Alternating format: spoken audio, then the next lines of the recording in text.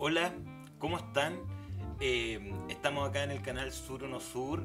Hoy queremos hacer una revisión especial del siglo XIX, ¿cierto? A propósito de nuestro ciclo con respecto a la modernidad. Y en esta revisión del siglo XIX vamos a revisar algunos eventos importantes. Vamos a partir revisando la independencia americana, ¿cierto? El proceso de independencia de los países latinoamericanos en función principalmente a la corona española. Ok, también vamos a revisar el proceso del imperialismo del siglo XIX. Y para cerrar vamos a revisar la segunda revolución industrial, ¿cierto? Que está en la última parte del siglo XIX y que sigue durante la primera parte del siglo XX.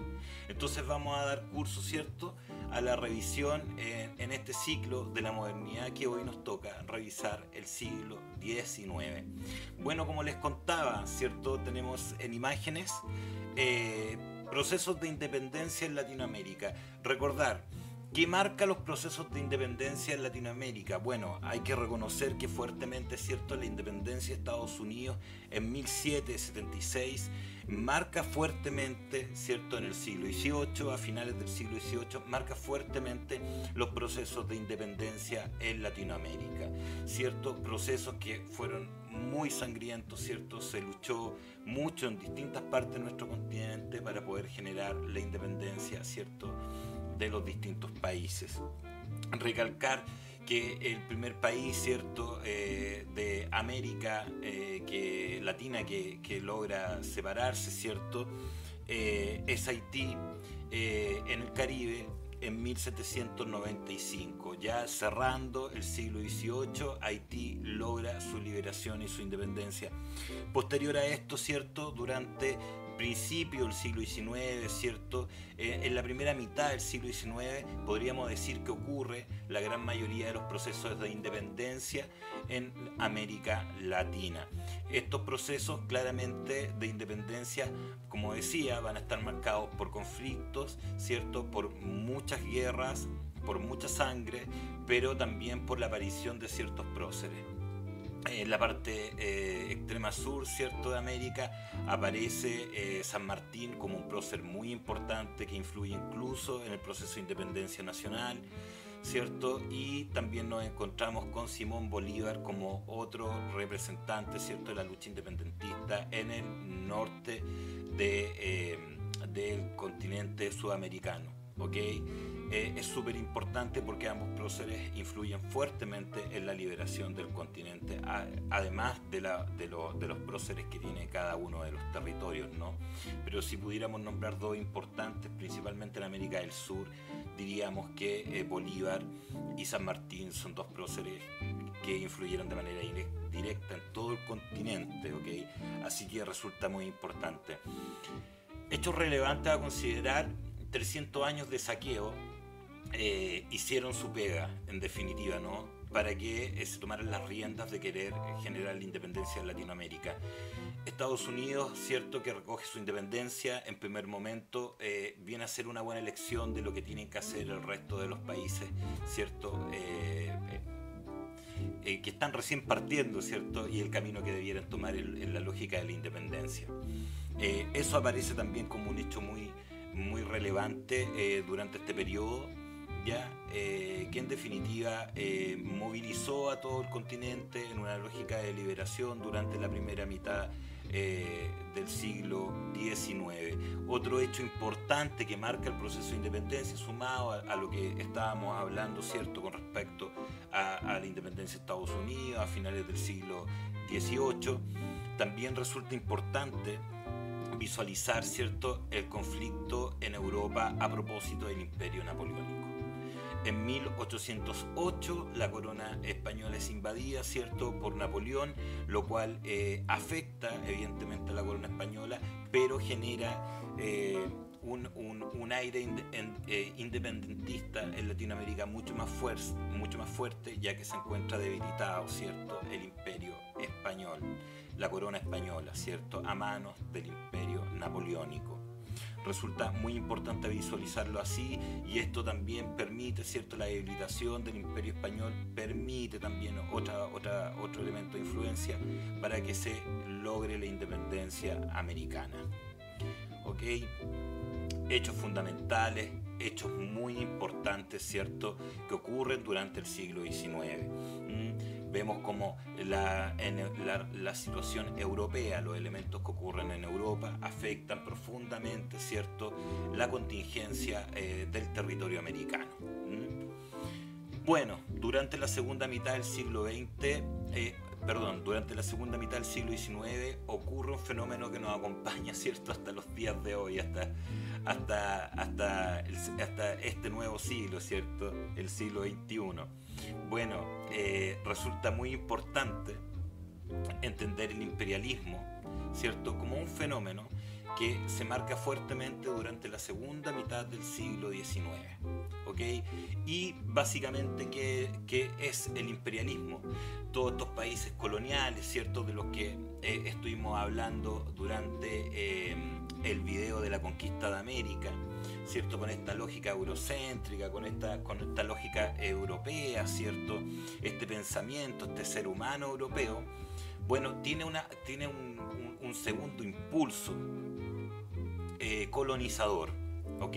Recordemos que durante el siglo XIX las potencias coloniales, ¿cierto?, han construido grandes imperios alrededor del mundo y siguen emancipándose y creciendo fuera de Europa.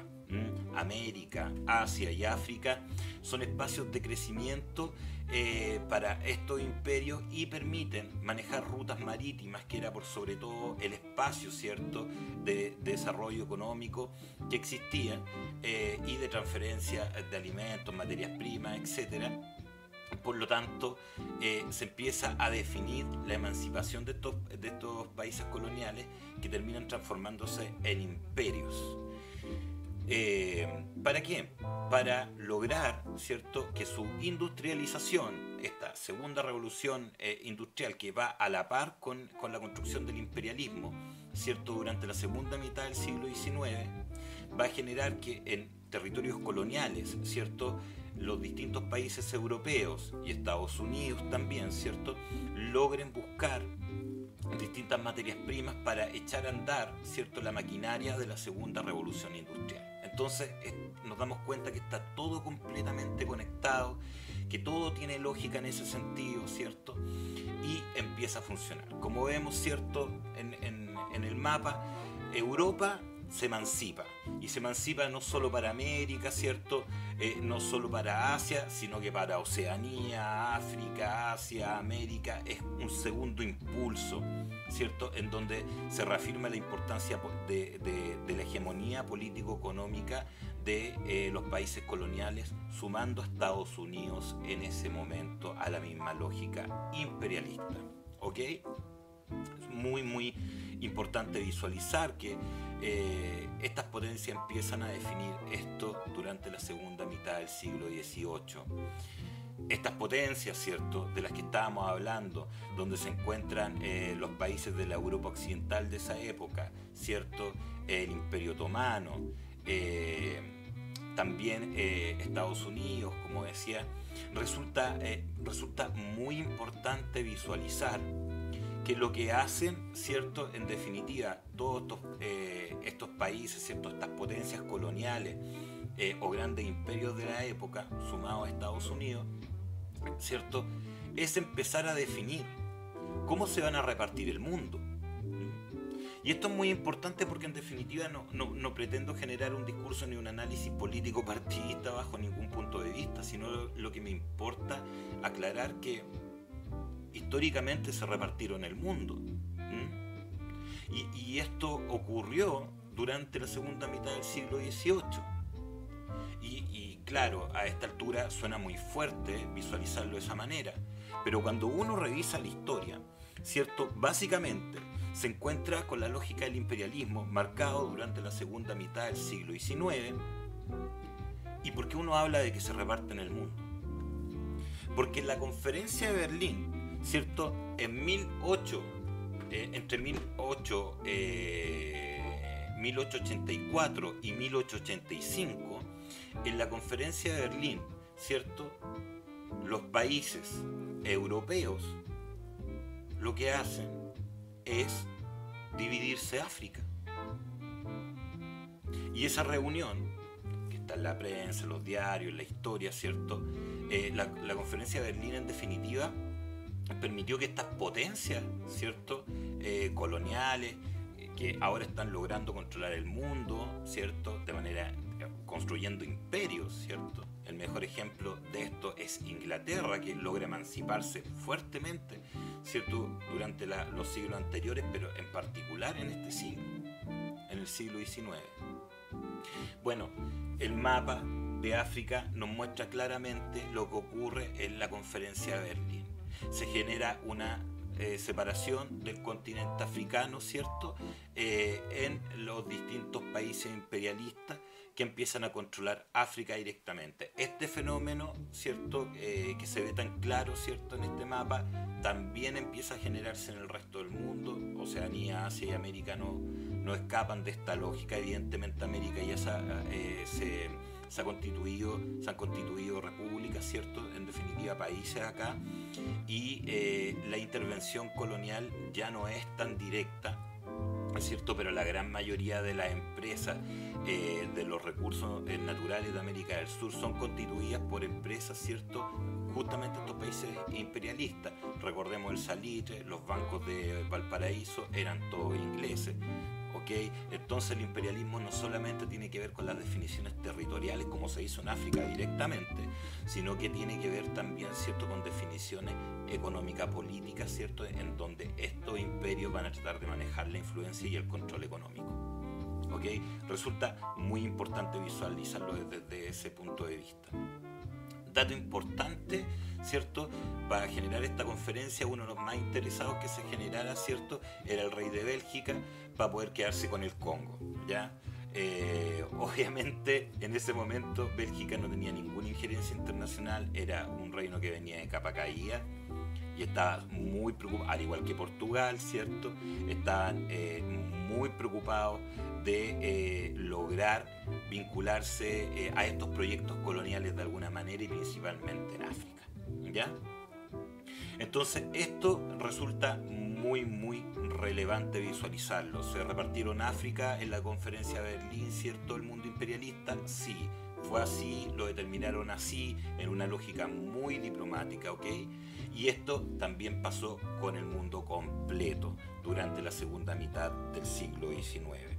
Importante recalcarlo de esta manera. Uno se pregunta, bueno, ¿y Estados Unidos no estuvo en esta repartición? Bueno, Estados Unidos ya tenía Liberia. Dentro de África, Estados Unidos era el gobierno imperialista, ¿cierto?, que está a cargo de la colonia liberiana, ¿ok? Etiopía se salvaba de alguna manera, ¿cierto?, de ser colonia en ese momento. Luego también se ve enfrentada a conflictos, ¿cierto?, y entra en las mismas dinámicas en las cuales entra el continente africano completo con lo demás. Bueno, resulta muy importante lograr visualizarlo, ¿ok? Porque en definitiva lo que se hace durante la segunda mitad del siglo XIX es una repartija del mundo, ya en donde los países que están involucrados, ¿cierto?, estas potencias coloniales que están involucradas en la segunda revolución industrial, empiezan a repartirse el mundo para generar un mayor desarrollo económico y obtener materias primas y no depender de las otras potencias. ¿Ok? Evidentemente esta situación empezó a generar competencia, conflicto también entre las potencias y se empezó a agudizar las relaciones internacionales y ya para 1880, 1890 ya se avisoraba, ¿cierto?, la posibilidad de una gran guerra, ¿cierto?, que terminó en la Primera Guerra Mundial. ¿Ok? Es muy importante visualizar también que desde esta perspectiva otro país que empieza a asomar, ¿cierto?, fuertemente en la lógica imperialista también en este tiempo es Japón, quien dentro de Asia es el primer país que accede a la segunda revolución industrial, ¿cierto? Con todo lo que implica eso, y el desarrollo de la maquinaria bélica también, que le permite a Japón constituirse como imperio después, ¿cierto? Y lograr roncar en el Pacífico Sur durante la primera mitad del siglo XX. Muy, muy importante visualizarlo en esos términos, ¿ok? Bueno, a modo de ejemplo, como vemos en el mapa, ¿cierto? Tratar de compartir con ustedes lo que significaba el imperialismo durante el siglo XIX. O sea, aquí estamos viendo en el mapa, ¿cierto? Todo lo que está en rojo era parte del imperio de Gran Bretaña, ¿cierto? Que tenía evidentemente su casa en Londres. Pero resulta muy importante visualizar la magnitud, la cantidad de territorio mundial que tenía el imperio británico. Bueno, evidentemente era el imperio marítimo, ¿cierto? Y territorial más grande que existía en el siglo XIX, pero también resulta muy importante, ¿cierto? Entender que no es solamente la cantidad de territorio lo que marca la potencia del imperio, sino que también sus rutas marítimas, ¿ok? Era el imperio que tenía mejores rutas marítimas, y como no habían aviones, todas las materias primas, todos los elementos, ¿cierto?, que se necesitaban para el desarrollo industrial de Londres principalmente, ¿cierto?, en la segunda revolución industrial de Inglaterra. Resulta muy importante sus rutas comerciales para poder llevar, ¿cierto?, todos los insumos para poder construir en sus fábricas lo que querían construir. ¿Ok? Entonces, en ese sentido resulta fundamental también lograr visualizar el impacto, el por qué se habla de imperialismo en la segunda mitad del siglo XIX. Tiene que ver con esto, porque en definitiva eran imperios gigantescos, así podemos ver con Francia, ¿cierto? Incluso países europeos de muy baja injerencia que venían de capa caída, como Portugal, Bélgica, logran tener incluso territorio en África. Entonces nos damos cuenta que el fenómeno imperialista es algo que envuelve a los países de la Europa occidental, Estados Unidos, ¿cierto? Y también Japón en su momento empieza a participar de la segunda revolución industrial, ¿cierto? E ingresa a la lógica de los países imperialistas. Bueno, resulta muy importante en particular, ¿cierto?, poder generar una revisión, como veíamos, de lo que ocurre en el continente africano a propósito de la conferencia de Berlín, ¿cierto? Poder ver también el impacto de Gran Bretaña, ¿cierto?, como un imperio, como un gran imperio, ¿cierto?, durante la segunda mitad del siglo XIX. Bueno, el siglo XIX completo fue un gran imperio. Otro elemento importante del siglo XIX, como comentábamos, ¿cierto?, la famosa Segunda Revolución Industrial. Segunda Revolución Industrial que marca fuertemente, si bien muchos autores también hablan de que la primera y la segunda Revolución Industrial están separadas por un orden pedagógico, ¿ok? Pero lo que sí se reconoce que en esta Segunda Revolución Industrial el impulso principalmente, ¿cierto?, de las tecnologías, del desarrollo tecnológico fue mucho más rápido, ¿ya? Y también otro elemento importante es que para esta segunda revolución industrial, ¿cierto?, se constituye una fuerte clase media. A diferencia de la primera revolución industrial, recordar que en ese tiempo, ¿cierto?, la pobreza, el trabajo infantil, no fueron elementos que pararan la revolución industrial, ni que se trabajaran, ni que se preocuparan, ¿cierto?, de los derechos laborales y dejar de que los niños trabajaran. No fue un tema relevante, ¿cierto? Pero en esta segunda revolución industrial, el fortalecimiento de la clase media, el lograr constituir al trabajador como consumidor, ¿cierto?, empieza a generar el desarrollo de un montón de condiciones que va a mejorar la calidad de vida de las personas, ¿cierto? Pero la pobreza, evidentemente, y la desigualdad se va a mantener. Para esta época también se logran consolidar grandes fortunas personales, grandes empresarios, los burgueses, ¿cierto?, que se liberaron en la Revolución Francesa, ahora son dueños, ¿cierto?, de muchas empresas en Europa, ¿cierto?, y en el resto de los territorios colonizados. Este fenómeno también va a ocurrir con Estados Unidos, ¿ok? Resulta muy relevante visualizarlo desde esa perspectiva, ¿ok? Bueno, de 1850, perdón, a 1914 es esta revolución industrial en donde el crecimiento es a pasos agigantados, como yo les comentaba, ¿cierto? Tomás Alva Edison, lo vemos ahí con su bombilla, su ampolleta, ¿cierto? Mirándola. En definitiva, puede mirarla en 1879, porque es en esa fecha en donde genera la bombilla eléctrica y ciudades empiezan a ser iluminadas en distintos imperios del mundo. ¿Ok? Esto de la luz eléctrica genera un gran cambio en los hábitos, ¿cierto? En la forma de vida de las personas. Resulta muy importante visualizarlo en esos términos. ¿Ok? Distintos desarrollos tecnológicos, ¿cierto? Pero un elemento en particular que favoreció el desarrollo industrial, el empezar a trabajar, bueno, a finales del siglo XIX, principios del siglo XX, empezar a trabajar, ¿cierto? La producción en serie. Esto generó una rapidez de la producción, ¿cierto? Y que los productos, ¿cierto? Los distintos artefactos pudieran ser obtenidos de manera mucho más rápida y facilitada. El mejor exponente de este desarrollo industrial es Henry Ford al principio del 1900. ¿Ok? Dato muy importante, la producción en serie, ¿cierto? Marca la segunda revolución industrial.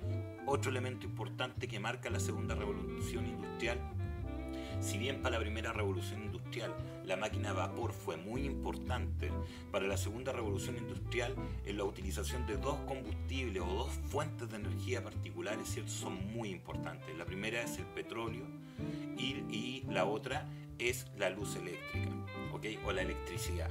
Entonces resulta muy importante también visualizar eso, que pasamos de las máquinas a vapor, ¿cierto?, a las máquinas a combustión y artefactos que utilizaban la electricidad como fuente de energía. Un gran cambio para la época, un gran cambio para la época. Otro elemento importante, ¿cierto?, sumado también a la lógica del avión, ¿cierto?, que va a aparecer en 1903, pero cerrando nuestro siglo XIX en el 1895, aparecen los hermanos Lumière con el cine también, dato muy importante. La construcción de la imagen, la importancia de la imagen se empieza a configurar fuertemente, ¿cierto?, a fines del siglo XIX a propósito de la llegada del cine. ¿Ya? La posibilidad de ver fotografía en movimiento cambia la percepción social completamente, y vemos cómo durante el siglo XX el cine viene a ser un elemento, ¿cierto?, incluso de propaganda política, etcétera, etcétera, etcétera. Es un elemento muy importante del desarrollo social. No podríamos comprender el siglo XX, ¿cierto?, sin el cine y el acervo cultural que también nos ha entregado.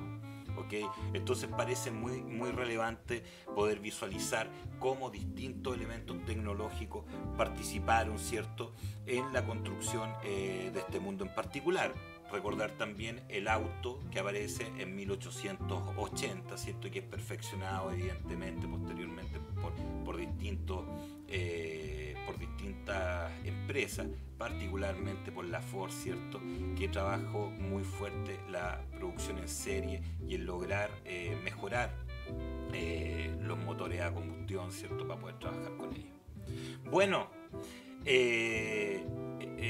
en particular decir que resulta muy importante también ver que en esta segunda revolución industrial participaron los países de Europa Occidental, Estados Unidos y Japón, ¿cierto?, principalmente.